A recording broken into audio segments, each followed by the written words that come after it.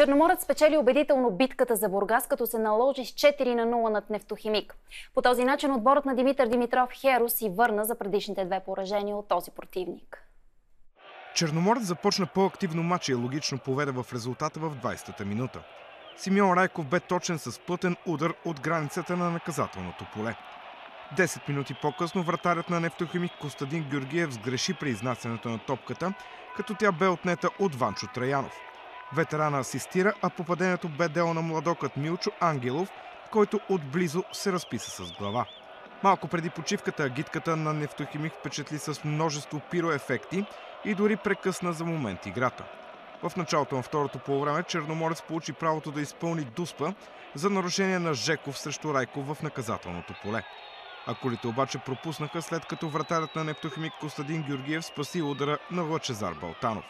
7 минути по-късно неизбежното се случи и Черноморец вкара и трети гол. Милчо Ангелов вкара второто си попадение в матча след асистенция на Фонсека. Пълният разгром за Нефтохимик дойде в 83-та минута, когато Жереми Манзоро оформи крайното Черноморец Нефтохимик 4-0. Така Черноморец си върна за двете загуби от този съперник по-рано през сезона и се приближи само на 3 точки до зоната на спасението, където в момента е отборът на Славия.